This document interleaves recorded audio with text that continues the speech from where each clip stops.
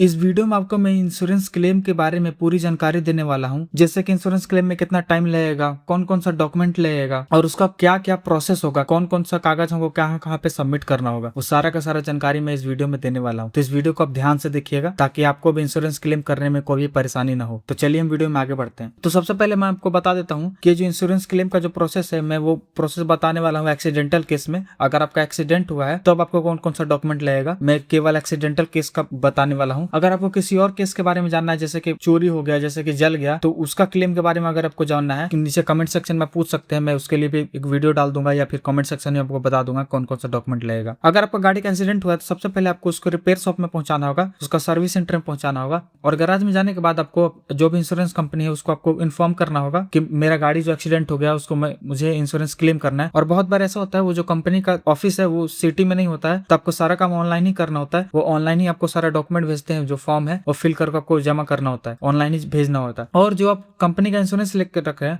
उस insurance company का office अगर आपके सिटी में है तो उस ऑफिस में जाके आपको फिजिकली जो डॉक्यूमेंट है वो आपको जमा करना होता है। सबसे पहले आपको क्लेम फॉर्म मिलेगा आपको उस कंपनी से, उस क्लेम फॉर्म फिल करके जमा करना होता है। क्लेम फॉर्म जमा करने के बाद आपके पास वैलिड रजिस्ट्रेशन सर्टिफिकेट होना चाहिए। आपका आरसी का जो आरसी है उसका आरसी का फोटोकॉपी आप ओरिजिनल का भी रख लीजिएगा, फोटोकॉपी करा के। साथ में आपको ड्राइविंग लाइसेंस चाहिए होगा, जो भी गाड़ी चला रहा हो उसका ड्राइविंग लाइसेंस आपको चाहिए होगा। ऐसा नहीं कि आप गाड़ी का मालिक आप है, आप गाड़ी कोई और चला रहा था तो आप अपना ड्राइविंग लाइसेंस दे दे, नहीं ऐसा नहीं होगा। जो गाड़ी उस टाइम पे चला रहा था जिससे एक्सीडेंट हुआ है उसका ही ड्राइविंग लाइसेंस दीजिएगा। ये ड्राइविंग लाइसेंस देना मैंडेटरी है। अगर आप किसी और का ड्राइविंग लाइसेंस दे दीजिएगा और जांच में पता चला कि वो गाड़ी नहीं चला रहा था तो आपका जो इंश्योरेंस क्लेम है वो रिजेक्ट भी हो सकता है, तो इस बात का आप ध्यान रखिएगा। ड्राइविंग लाइसेंस के बाद आपका सबसे मेन पेपर आ गया बाइक का insurance policy paper. Insurance policy paper में आप जानिएगा दो टाइप का इंश्योरेंस होता है। एक होता है थर्ड पार्टी इंश्योरेंस, होता है stand alone OD, own damage cover. तो आपके पास उस गाड़ी का ओन डैमेज कवर का पेपर होना चाहिए। ओन डैमेज कवर ही आपका खुद का गाड़ी का जो नुकसान है वो उसमें रिपेयर होता है, इसीलिए आपका गाड़ी का खुद का ओन डैमेज कवर पॉलिसी होना चाहिए। और पॉलिसी पेपर में ये बात हमेशा ध्यान रखिएगा कि आपका गाड़ी में ओडी तो है और साथ साथ में थर्ड पार्टी का पेपर भी है, तो दोनों पेपर का आपको जीरोक्स देना होगा। और अगर आप जो इंश्योरेंस खरीदे इससे पहले भी आप दूसरा इंश्योरेंस खरीदे थे, जैसे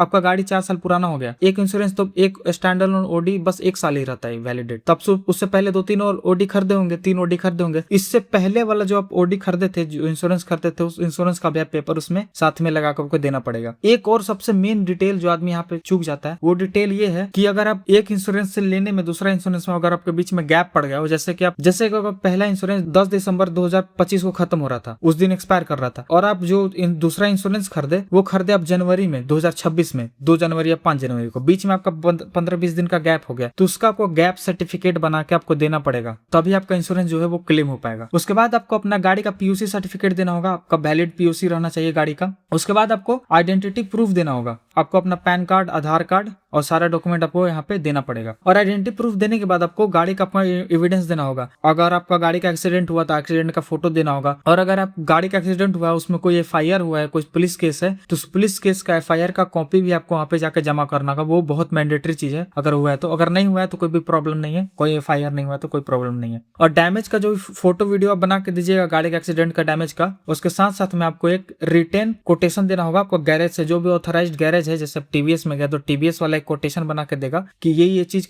डैमेज है और इसमें इतना पैसा लगने वाला है, 10,000, 20,000, 30,000, 40,000, 50,000 जो भी लगने वाला है, और सारा पार्ट्स का वहाँ पे नाम लिखा होगा कि ये पार्ट्स चेंज होगा। तो ये सारे डॉक्यूमेंट्स जैसे आप वहाँ पे जमा करिएगा तो आपका जो इंश्योरेंस कंपनी वाला है, इंश्योरेंस कंपनी वाला एक विजिटर भेजेगा, एक इंस्पेक्टर भेजेगा, वो आपका गाड़ी का फिर से इंस्पेक्शन करेगा और सारा चीज इसमें चेक करेगा कि कौन कौन सा चीज इसमें बदलवाने लायक है, कौन कौन सा रिपेयर में जाएगा और कौन कौन सा चीज नया चेंज होगा। और इंस्पेक्टर विजिट होने के बाद आपका जो पार्ट्स है वो अप्रूव होने के बाद आपका जो क्लेम है वो अप्रूव हो जाएगा। अप्रूव होने के बाद आपका जो भी काम है, जो आपका रिपेयर का काम है, वो आपका गैराज वाला कर देगा। और रिपेयर होने के बाद आप जैसे सारा का सारा रिपेयर करवा लीजिएगा, उसके बाद आपको गैराज से उसका बिल ले लेना है, ओरिजिनल बिल मांग लेना है, ये चीज चेंज हुआ है, और उस बिल को आपको फिर से जाके इंश्योरेंस कंपनी को दे देना है। वो इंश्योरेंस कंपनी उस बिल को एग्जामिन करेगा और उसमें सबका जितना ही पैसा बना हुआ होगा, जितना ही पैसा आपका लगा होगा, जो पार्ट्स में आपका पास हुआ होगा, जो अप्रूव हुआ होगा, उस पार्ट्स का पैसा आपका पूरा का पूरा आपके अकाउंट में भेज दिया जाएगा। और इन सारे प्रोसेस में आप ये ध्यान रखिएगा कि आपका जो भी आप डॉक्यूमेंट वहां दे रहे हैं और जो भी आप चीजें बता रहे हैं, वो सारा का सारा चीज है वो